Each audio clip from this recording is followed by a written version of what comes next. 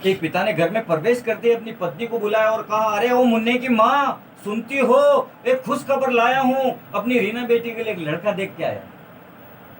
एक पिता ने घर में प्रवेश करते ही अपनी पत्नी को बुलाया और कहा, अरे ओ मुन्ने की माँ, सुनती हो, एक खुश खबर लाया हूँ, अपनी रीना बेटी के लिए एक लड़का देख के आया हूँ। वो जो हजारी प्रसाद जी है, उन्हीं का लड़का है, बीए में पढ़ता है, अच्छा खानदान है और इज्जतदार इंसान है।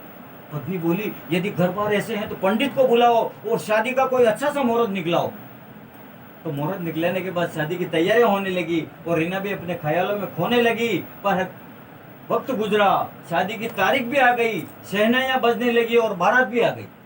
वक्त गुजरा, शादी की तारीख भी आ गई, शहनाइयां बजने लगी और बारात भी आ गई। तो मजबूत होकर पिता ने कन्यादान किया था, बर्तन से लेकर स्कूटर तक दहेज में दिया था।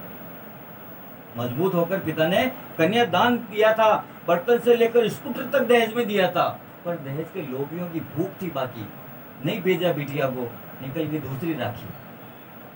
दहेज के लोभियों की भूख थी बाकी, नहीं भेजा बिटिया को, निकल गई दूसरी राखी। तो अगली रक्षाबंधन के दिन पिता ने बेटे से कहा, बेटे जाओ, और अगर घर भेजे तो रीना बेटी बोले। तो रक्षाबंधन के दिन भाई बहन के घर गया। रक्षाबंधन के दिन भाई बहन के घर गया, देखते ही वह वहां पर दंग रह गया। वहां पर दिखावटी मौसम सा छाया हुआ था, मानो कोई भारी तूफान आया हुआ था। खबर सुनते ही बहना गुजर गई। रक्षाबंधन के दिन भाई बहन के घर गया था, देखते ही वह वहां पर दंग रह गया था। वहां पर दिखावटी मातम से छाया हुआ था, मानो भारी कोई तूफान आया हुआ था। खबर सुनते ही बहना गुजर गई। भाई का मन घबराने लगा, उसका सर चकराने लगा, उसकी आंखों के सम्मुख अंधकार से आ गया और अपनी सुनी का ले लिए फिर से घर आ गया। खबर सुनते ही बेना गुजर गई। भाई का मन घबराने लगा, उसका सर चकराने लगा, उसकी आंखों के सम्मुख अंधकार छा गया और अपनी सुनी का ले लिए फिर से घर आ गया। अगले दिन रीना का पत्र मिला था, जो उसने मरने से पहले लिखा था कि पिताजी, आपकी बिटिया का अंतिम प्रणाम लीजिए। पिताजी, आपकी बिटिया का अंतिम प्रणाम लीजिए और मिलूंगी न फिर कभी, मुझे अंतिम आशीष दीजिए। जा रही हूँ छोड़ के सारे जहान को और भाग्य मेरा यही मंजूर है भगवान को। अगले दिन रीना का पत्र मिला था, जो उसने मरने से पहले लिखा था कि पिताजी, आपकी बिटिया का अंतिम प्रणाम लीजिए और मिलूंगी न फिर कभी, मुझे अंतिम आशीष दीजिए। जा रही हूँ छोड़ के सारे जहान को और भाग्य मेरा यही मंजूर है भगवान को।